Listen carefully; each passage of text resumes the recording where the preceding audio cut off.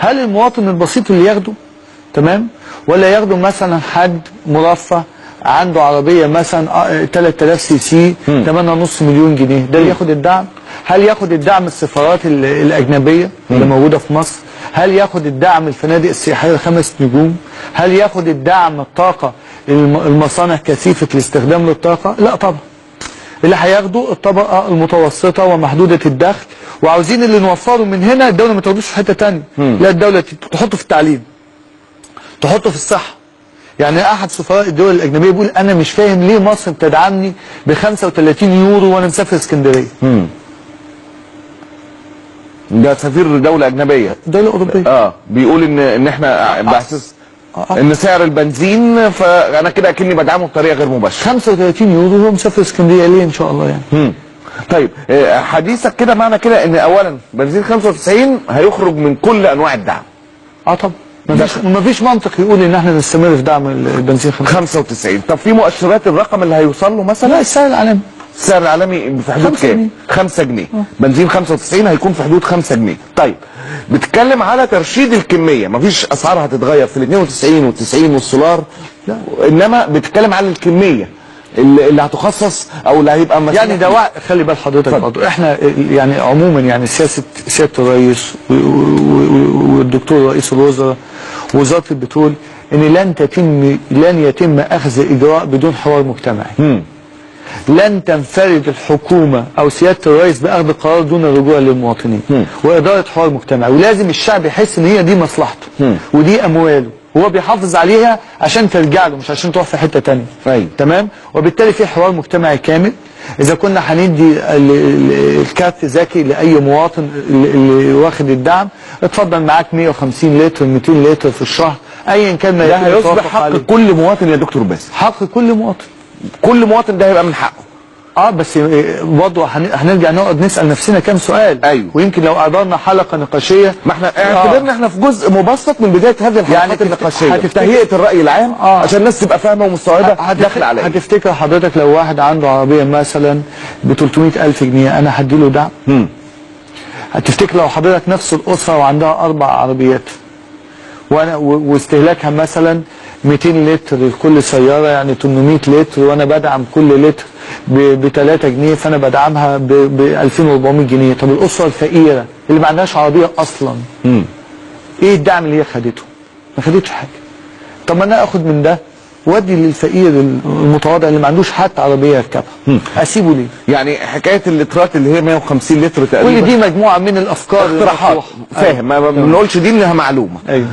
مثلا اقتراح ال 150 لتر لكل سياره في الشهر او 200 لتر او 200 لتر ده مش هيبقى ليه عليه كمان محاذير، مش هيبقى كل الناس ممكن يخرج. يعني الحوار سيطرح. يعني تخيل حضرتك لو واحد بياخد 200 لتر في الشهر ده هيمشي 60 كيلو في اليوم.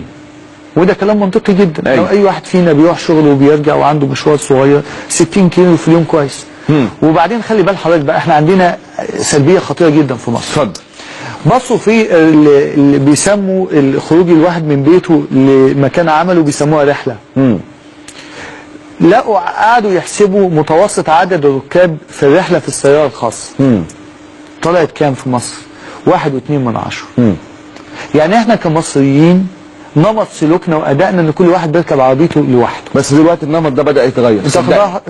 خلي بال حضرتك بقى، انا عندي ادي لده 200 لتر وادي ده 200 لتر، بس اقول له اللي هيستهلك اقل من 150 في السنه انا هعفيه من رسوم تجديد الرخصه. ايه اللي هيحصل؟ حابه انا وحضرتك نازلين نشتغل مع بعض وشغلنا جنب بعض، انزل في عربيه حضرتك يوم وحضرتك تيجي في عربيتي يوم. وده بدا يحصل. زي ما بقول لك انا اعرف تجارب دي فعليه دلوقتي. وفي الاخر وفرنا احنا الاثنين وبقينا بنجدد الرخصه مجانا، والدوله توفر لها البنزين، وبدل ما يبقى في عربيتين في الشارع بقت عربيه فخففنا ازمه المرور فوصلنا شغلنا اسرع. وبالتالي ده بيسموه الوين وين سيتويشن او الموقف اللي الجميع فاز فيه. كل الناس فايزه، مفيش حد خسران. واحنا نكره ان احنا كلنا نبقى فايزين. لا. الدوله كسبت، انا كسبت، وصلت شغل بسرعه، مفيش زحام في الشارع، كلام جميل. وحل كمان مؤقت لحد ما نوصل لحل حقيقي لازمه النقل العام في مصر اللي هي مش دي جزء مهم. في بعض الاراء على الجانب الاخر بيقول لك كل اللي بتقوله جميل واحنا فاهمين اللي بيحصل والسرقه، بس وفر لي البديل.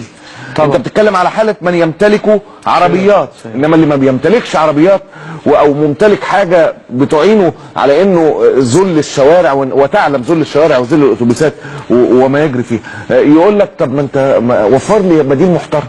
ايوه، وانا عاوز برضه اقول لحضرتك حاجه، ان برضه تصور سياده الرئيس وخطتنا في مشروع المرور انه لن يتم اصلاح منظومه النقل والمرور في مصر الا بتوفير وسيله نقل عام محترمه. احنا طول الوقت متتفق معايا بنلف على الحل، في حل رئيس. هو دي منتهيه، ولذلك المترو حاليا ليه ملايين من المصريين بيركبوه كل يوم؟ لانه ما زال اداؤه اداء جيد ومناسب مقارنه على الاقل بالاخرين لشريحه واسعه جدا من المصريين، وبالتالي هيبقى هدف رئيسي في برنامج سياده الرئيس هو توفير وسيله نقل عام محترمه تشجع مالكي السيارات الخاصه لانه يحط عربيته في بيته وياخد وسيله النقل المحترمه. ودي فيها مجموعه من المبادرات ان شاء الله يعني ايه يبقى ليها اثر في المدى المتوسط. عايز برضو اقول واحنا بنفتح بدايه ارهاصات هذا الحوار المجتمعي ان كمان حكايه الاستثناءات بتواجه صعوبه، بمعنى ان انا النهارده مثلا بزعم ان الافضل في تفكير سريع، كانت في حلقه نقاشيه خاصه بقى يعني مع بعض الناس وكده بنتكلم، فلقينا ان مثلا انك لو اديت لو ما خليتش ال 150 لتر لكل مالك سياره هتحصل لعب كتير، وانت عارف اختراقات القانون، هتضطرني بقى اشتري لك عربيه ب 5000 جنيه ارميها جنب البيت عشان اخد حقها على اللترات، لانك بتحاسب لي على العربيه الغاليه. حاجه انا داخل لحضرتك، لو عندك عربيتين باسمك مش هتاخد دعم، هتجيب العربيه الثانيه اللي في البيت تاخد عليها يعني قصدي ايه؟ لن في حكايه انك تحط ايه بيحصل خسائر، بعض خسائر، بس احسن من اختراق النظام. أيوه. يعني ان هو يفضل ان يكون سيستم عام عشان الناس هتفضل تلف وتدور طول ما انت ما حطيتوش سيستم. اعتقد ان احنا منفتحين تماما، واعتقد ان سياده الرئيس والحكومه منفتحه ان هي تسمع كل الاراء، وان يكون في اكبر قدر من التوافق المجتمعي حول اي نقله في هذا الملف. وعاوز اقول لحضرتك ان ما يحسب لسياده الرئيس في 100 يوم، انا من وجهه نظري بقى كمواطن عادي مش في اللجنه الفنيه في خطه ال 100 يوم، ان ما يحسب لسياده الرئيس هو انه كل الوعود التي قطعها على نفسه في هذه الملفات اخذها مأخذ الجديه والتنفيذ رغم صعوبه الوضع السياسي اللي كان موجود في الدوله.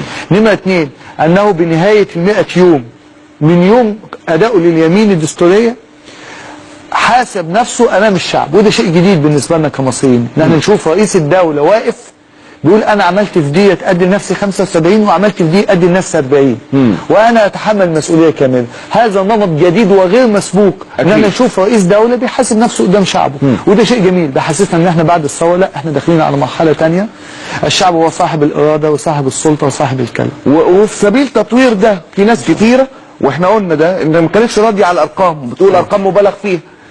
دي مرحله اولى، ما احنا بنقول الجميع في هذه البلاد يدفع ثمن انه بيمارس سياسه حقيقيه لاول مره في العقود. في الجيل ده ما حدش كلمني في العشرينات والثلاثينات وكانت مصر، انا بنتكلم من سنه 52 لحد 2012 ما حدش مارس سياسه بجد. كل شيء كأن مصر كانت دوله الكأن، ومن ضمن الكأن كان السياسه.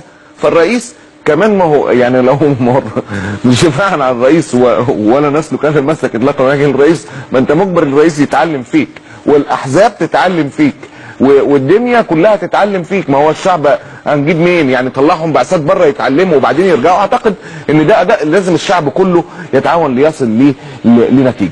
بيقولوا لي في ناس حابه تشارك، ده هيبقى شيء جميل لو في 10 دقائق او كده هيبقى شيء رائع. ولكن دكتور باسم في سؤال بقى بيفرض نفسه كمان، بيقول لك ايه؟ ان حكايه الدعم دي حكايه خلاص منتهي. وبنحترم النقاش المجتمعي، ولكن كل ده لكسب الوقت حتى تنتهي الانتخابات، وان البلاد تستحق انتخابات مجلس الشعب.